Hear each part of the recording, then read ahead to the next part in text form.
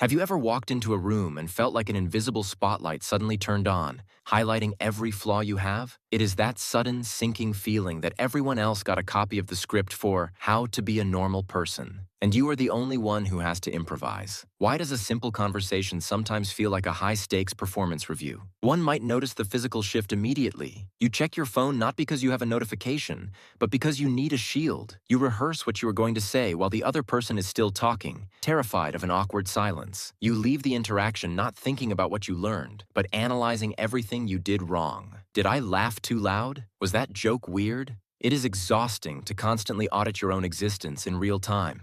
To understand this, we have to look at a glitch in our brain software known as the spotlight effect. Because you are the main character in your own life, your brain assumes you are the main character in everyone else's life too. It tricks you into believing that people are analyzing your every move with a microscope. But here is the reality. Everyone else is walking around with their own spotlight pointed directly at themselves. While you are worrying about your messy hair, they are worrying about the stain on their shirt or the email they forgot to send. You aren't being watched by an audience. You are in a room full of other actors who are all desperately trying to remember their own lines. Step 1. Flip the flashlight. Insecurity happens when your mental flashlight is pointed inward, illuminating your own flaws. To fix this, consciously point the beam outward. Make it your mission to discover 3 boring facts about the other person. When you are busy being curious about them, your brain doesn't have the bandwidth to nitpick you. Step 2. Drop the safety objects. One might notice that we use props to hide, clutching a drink, crossing our arms, or staring at a phone screen. These act like a do not disturb sign. Try to leave your phone in your pocket and keep your hands open. It feels dangerous at first, like taking off armor, but it signals to your brain that you are safe and have nothing to defend. Step 3. The so what check. When you feel the cringe of a mistake, maybe you stuttered or told a bad joke, ask yourself, so what? If you saw someone else do that, would you hate them? Probably not. You would likely ignore it or forget it in 10 seconds. Remind yourself that people are generally much kinder to us than we are to ourselves. Here's the deeper shift. Move from being a performer to being an explorer. A performer is constantly worried about the applause and the reviews. An explorer is just there to see what the landscape looks like. You don't need to impress the terrain. You just need to walk through it. When you stop trying to win the interaction, you become free to actually enjoy it. This channel is a quiet space where we untangle the knots in our mind. If this helped you lower your shoulders a bit, consider subscribing so we can keep learning these life cheat codes together. Before you go, let's talk in the comments. What is the silliest thing you have ever felt insecure about, only to realize later that absolutely no one noticed? Sharing these moments helps us all realize the spotlight isn't as bright as we think.